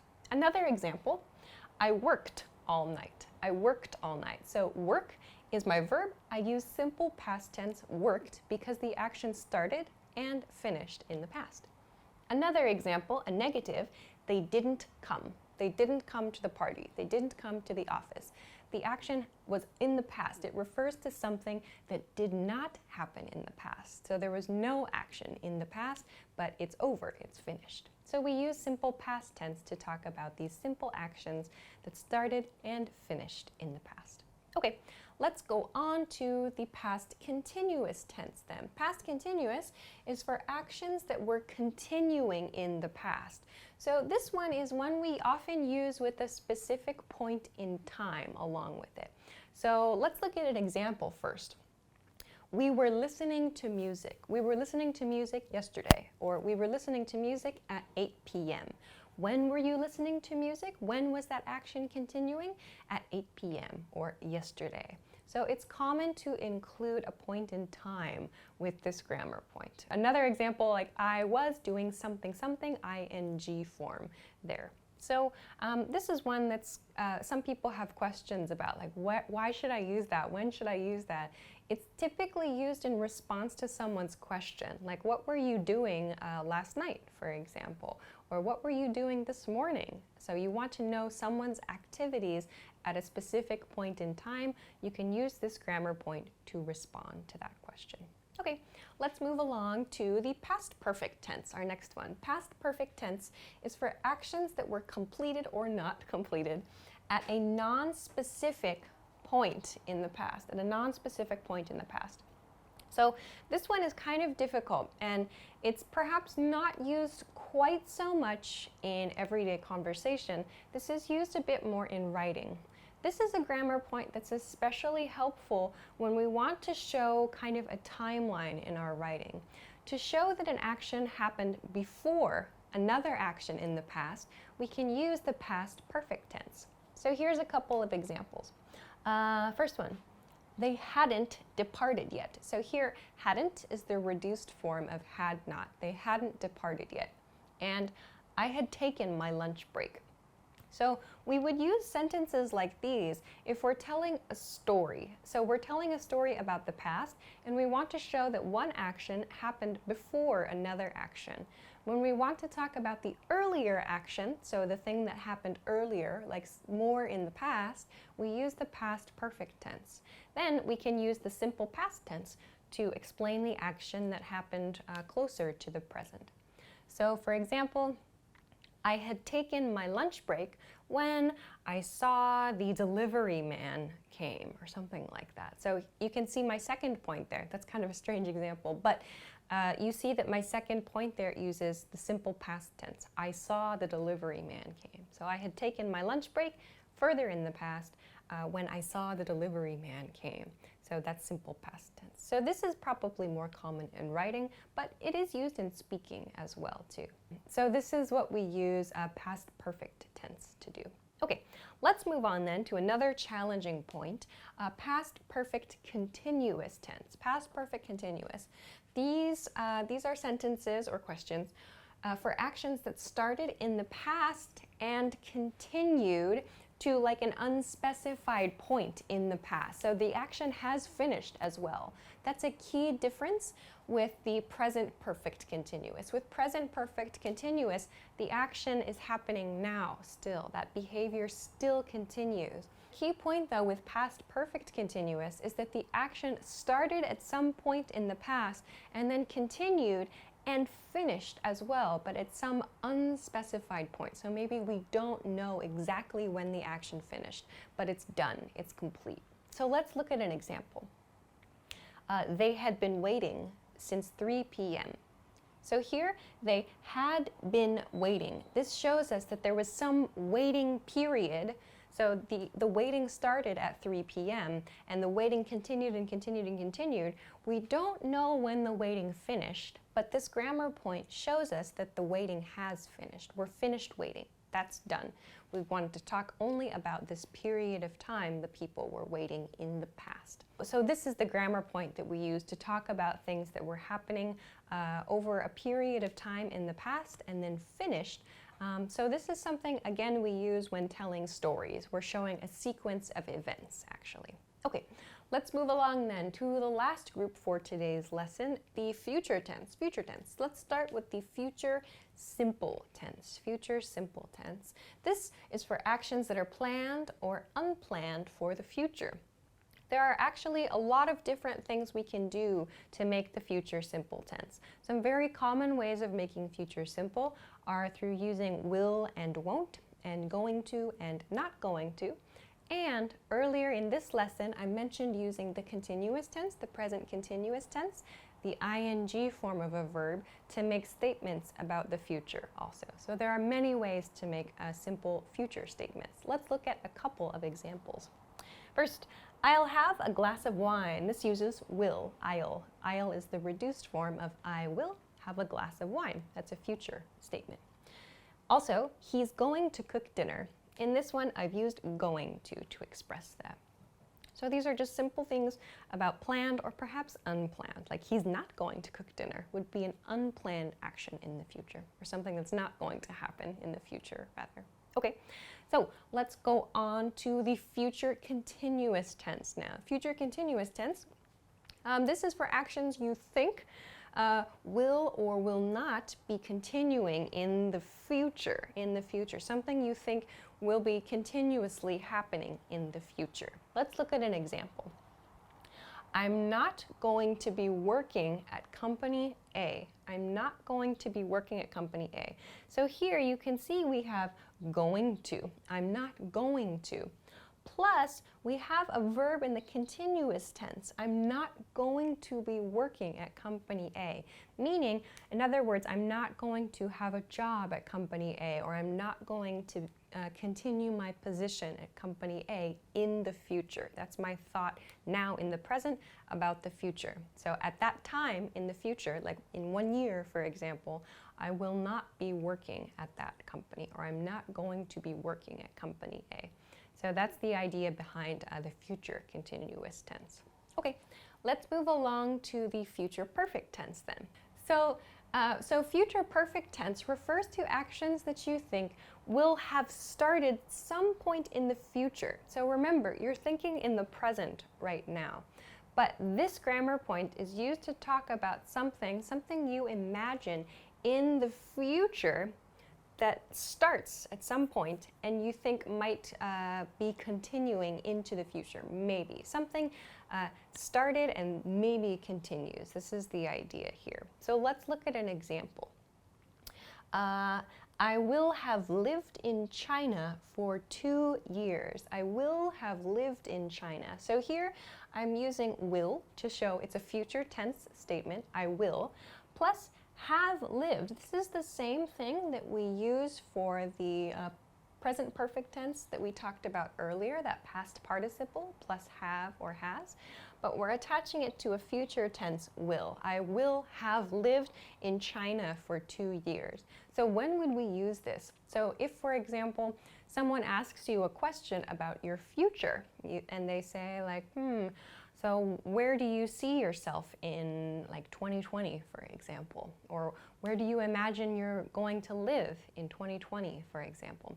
You can say, oh, I will have lived in China for 2 years. So meaning at that time, in 2020, I will have lived in China for 2 years. So that means not now, but in the future. At that point in time in the future, I will have started living in China, and that will have continued for 2 years. So that's what that means. That's a guess about the future, a future time period, that something will have continued in the future. So again, quite a challenging grammar point, but something definitely to look into. So again, not used perhaps as much as the present perfect tense, but great for storytelling and for imagining your future too. Okay, so let's move on to the last point for today's lesson, the future perfect continuous tense. Future perfect continuous. This is a tense that you use similar to the last one, but for actions you think will or won't have started and will be continuing. So something that's going to have started again in the future, something started, and the action will have continued into the future. Example, I won't have been eating meat for 3 months. I won't have been eating meat for 3 months. So for this one, let's imagine that you decided last month to stop eating meat. So that's fine, actually. For this sentence, that's okay. You made a decision last month to stop eating meat. Then someone asks you about your progress, like how's it going? Like what are you going to do next month? And you can say to yourself, well, at that point, next month, by next month in the future, you can use this sentence. I won't, so won't, negative, will not. I won't have been eating meat for 3 months. For 3 months. So that means from the point in time I started it in the past until this point in the future. So not present, but into the future. This entire time, my behavior not eating meat, that's going to have continued. So you're making a guess about the future. So at this future point in time, that behavior I started in the past will have continued and continued and continued. And at this point, it will be 3 months total for that behavior. So we use this to talk about something, some future thing that will have continued or will be continuing into the future. So will have continued, meaning something that started in the past and continues into the future, or will be continuing, meaning it's still going into the future as well. So there are a couple of like very, very subtle grammar points to consider there too. So those are a couple of maybe tough grammar points, but they're really good for storytelling and for talking about your future as well. Okay, so I know that this was a lot of information in this lesson. If you have some questions about where to find more details about any of these grammar points, you can check the YouTube channel. Our YouTube channel has some resources for these grammar points. There's also some information on the website. If you don't see it on the website or on the YouTube channel yet, please have a little bit of patience. We are making new stuff all the time and we'll hopefully have this available for you soon. So please keep checking back in with us.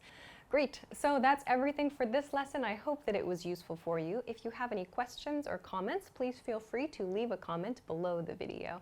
If you like the video, please don't forget to give it a thumbs up, subscribe to the channel, and check us out at EnglishClass101.com for lots of other things that you can use to study English. Thanks very much for watching this lesson, and I will see you again soon. Bye-bye.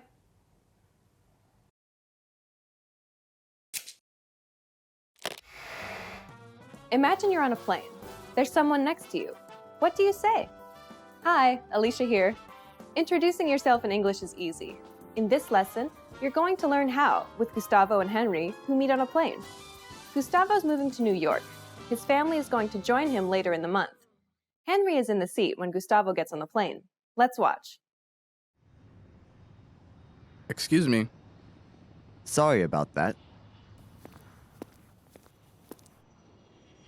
Hi. How do you do? I'm Gustavo. Nice to meet you, Gustavo. I'm Henry Edens. I'm sorry. Can you say that again, please? A bit slowly? Henry Edens. Henry Edens. That's it. But please call me Hank. Hank, nice to meet you. Now with subtitles. Excuse me. Sorry about that. Hi, how do you do? I'm Gustavo. Nice to meet you, Gustavo. I'm Henry Edens. I'm sorry. Can you say that again, please? A bit slowly? Henry Edens. Henry Edens. That's it. But please call me Hank. Hank, nice to meet you. Here are the key words from the scene.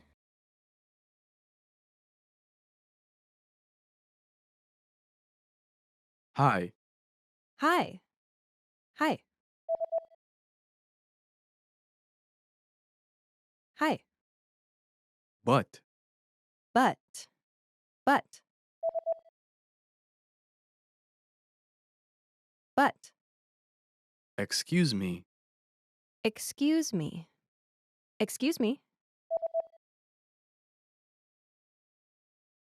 Excuse me.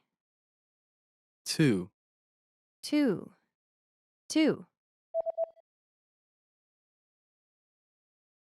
Two. nice to meet you. Nice to meet you. Nice to meet you. Nice to meet you. How do you do? How do you do? How do you do?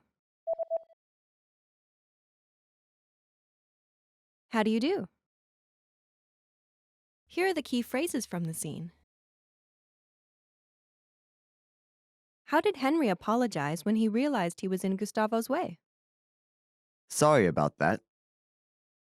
Sorry about that. In general, this expression, when used to respond to "excuse me," shows a friendly willingness to help the other person. In this case, Henry wanted to show he was happy to move out of Gustavo's way. You can also use it to apologize for a small mistake, like bumping into someone on the street or blocking someone's way in the aisle of a supermarket. Now you try. Say Henry's line after Gustavo speaks. Excuse me.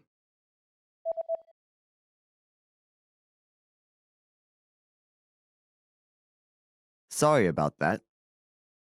Later, Gustavo also used the word sorry to apologize when he didn't understand Henry's name. Which phrase did he use? I'm sorry. I'm sorry.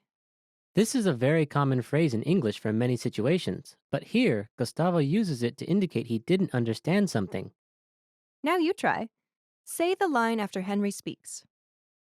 I'm Henry Edens.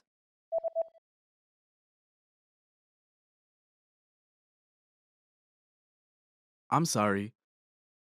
Because Gustavo did not understand something, he asked Henry to repeat what he said. To do this, what polite question did he use? Can you say that again, please? Can you say that again, please? In response, English speakers will usually repeat what they have said and will use the same words. Now you try. Ask the question after Gustavo says, I'm sorry. I'm sorry.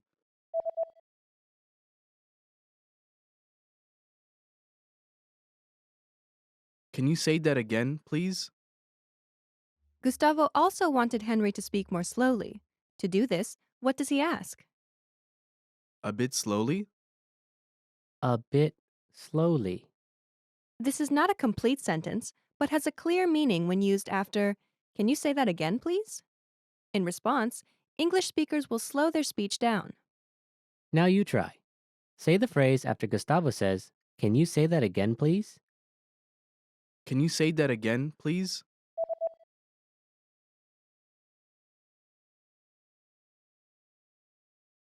A bit slowly? After Gustavo said Henry's name, Henry confirmed he said it correctly. How did he do that? That's it. That's it. This is like saying, "That's correct." But since the situation was friendly, "That's it" sounded more natural. Now you try. Say the phrase after Gustavo says Henry's name correctly. Henry Edens.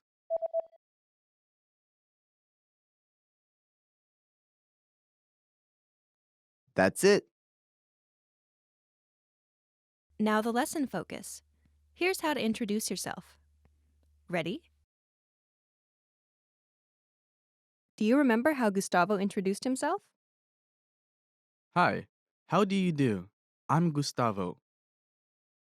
When Gustavo introduced himself, he started with hi and then used a set phrase. How do you do? How do you do? This is a polite expression people often use with an introduction. It sounds like a question, but it has no particular meaning, and there's no expectation the other person will try to answer it. Next, he says, I'm Gustavo. the first part of this sentence is a contraction of two words, I and am. The am here functions like an equal sign in math. I'm. I'm The next word in the sentence is a name. Gustavo. Together it's. I'm Gustavo. The structure of the pattern is Hi, how do you do? I'm plus. your name. Now you try. Imagine your name is John. Say, hi, how do you do? I'm John.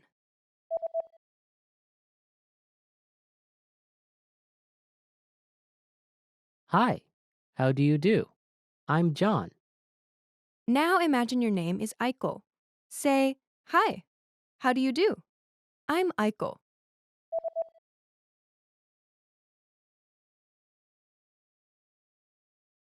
Hi, how do you do? I'm Aiko. Now use your name.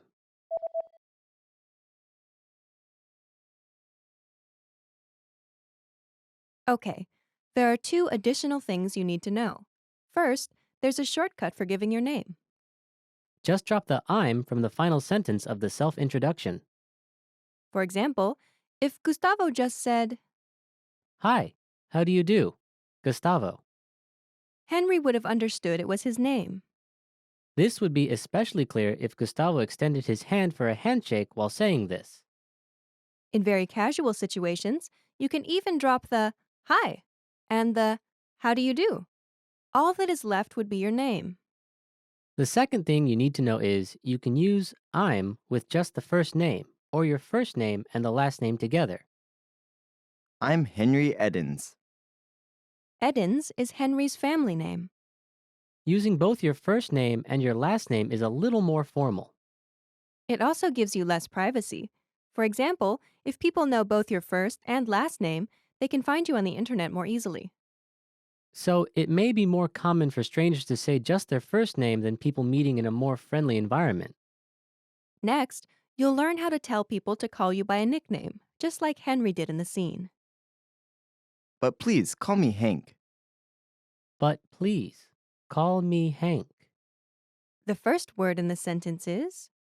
But This word is not necessary, but it makes the transition to the rest of the sentence smoother. Henry uses this to introduce a new piece of information. And this information changes something about what he said before, but makes this clear. The next word introduces a polite request. Please. Please. Next is a request to use a certain name. Call. Call.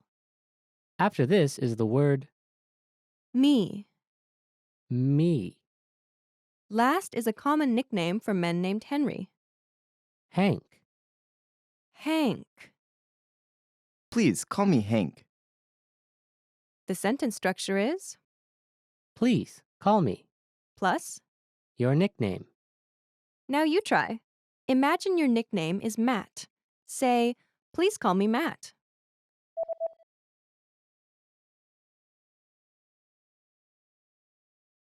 Please, call me Matt.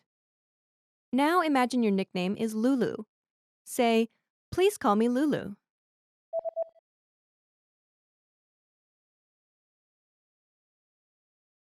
Please, call me Lulu.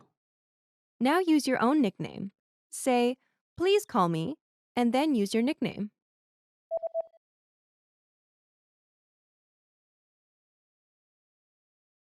Finally, when you meet someone for the first time, it's polite to say a set phrase at the end. Nice to meet you. Nice to meet you. Usually, both people will say this or something similar to it. Now you try.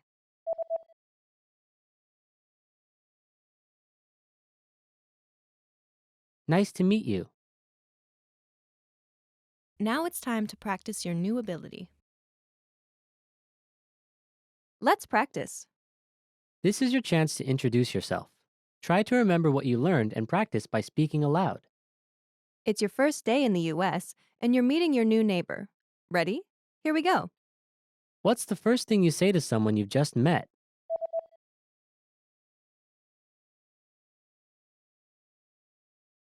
Hi, how do you do? How do you tell someone your name?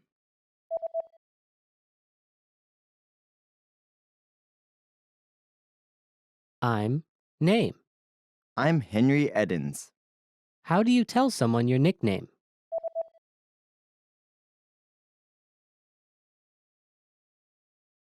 Please call me your nickname.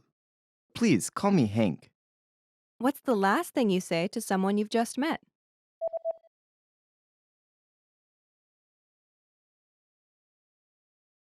Nice to meet you. Great job. You've just introduced yourself. You'll follow this same pattern many times, so be sure to practice it. Well done. Now, watch the scene one more time. After that, go and practice with all your American friends, or with us in the comments. Bye! Excuse me. Sorry about that. Hi, how do you do? I'm Gustavo. Nice to meet you, Gustavo. I'm Henry Edens. I'm sorry. Can you say that again, please? A bit slowly? Henry Edens. Henry Edens. That's it. But please call me Hank. Hank, nice to meet you.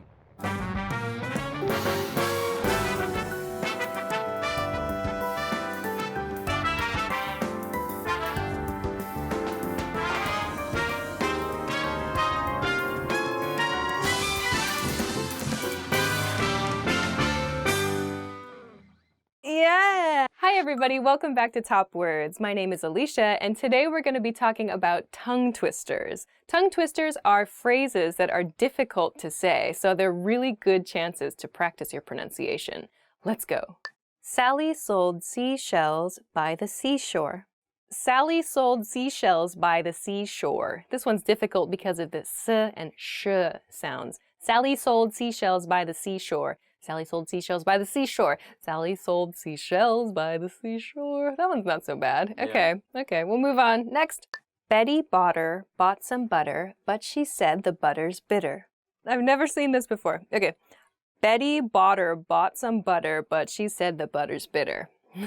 That's a good one. That's a good one. I feel like you could have thrown the word like but in there somewhere too. Betty Botter bought some butter, but she said the butter's bitter. Ah, that's a good one. It's very bubbly. Betty Botter bought some butter, but she said the butter's bitter. It's like if I knew the words, I could probably say it faster. Betty Botter bought some butter, but she said the butter's bitter. Butter's bitter. Bitter, butter, bitter. But she bought some butter, but she said the butter's bitter. Is this enough? I don't know when to stop. How much wood would a woodchuck chuck if a woodchuck could chuck wood? The next tongue twister is also a classic one about woodchucks. Woodchucks are real creatures that exist on the west coast of the United States, primarily in Washington and Oregon. They're like beavers, but they don't live in rivers. They live in like forests and rocks. The tongue twister is, how much wood would a woodchuck chuck if a woodchuck could chuck wood? How much wood would a woodchuck chuck if a woodchuck could chuck wood? And then there's a common response to that, which is, it would chuck all the wood that a woodchuck could if a woodchuck could chuck wood. We definitely talked about this one in that English topics episode we did about tongue twisters. Lesser leather, never weathered, wetter weather better. Oh, I've never seen this. Lesser leather, never weathered, wetter weather better? Hang on, I'm just like astounded by the grammar of this sentence. Lesser leather, never weathered, wetter weather better. Oh, that's hard.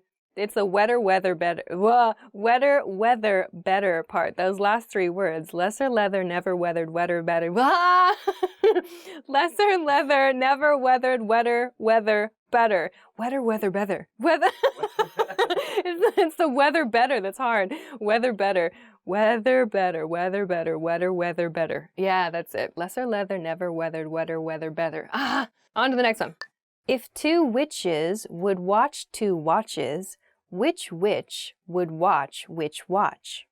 If two witches would watch two watches, which witch would watch which watch? Did you write these? Did you write these? Did you find these on the internet? Someone's brilliant. If two witches would watch two watches, which witch would watch which watch? That one's a good one. If two witches would watch two watches, which witch would watch which witch would watch which watch? All right, that's the end. Wow, those are really good tongue twisters. The one that always gets me from that episode of English Topics that we did was Irish wristwatch. Irish wristwatch. Hard one. And one we came up with the other day was sushi session. It's a good one, right? Yeah. They were like, let's go for a sushi session. I was like, that's hard. Sushi session, sushi. That's a really good one too. Irish wristwatch and sushi session. All right, so those are Those are tongue twisters. Give them a try. They are really, really great ways to practice your pronunciation. If you know any other tongue twisters, please share them with us in a comment so that we can all give them a try. Thank you very much for watching this episode of Top Words. If you liked this video, please be sure to hit the like button and subscribe to our channel if you haven't already. Thanks very much for watching this episode, and we'll see you again soon. Bye. Oh my God, I want to have this job where I just sit at like my desk and I just think of, that's probably what somebody does, like they're bored at their job and they just think of these sorts of things.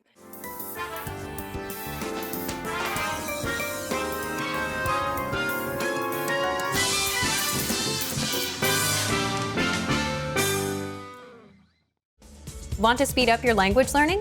Take your very first lesson with us. You'll start speaking in minutes and master real conversations. Sign up for your free lifetime account. Just click the link in the description.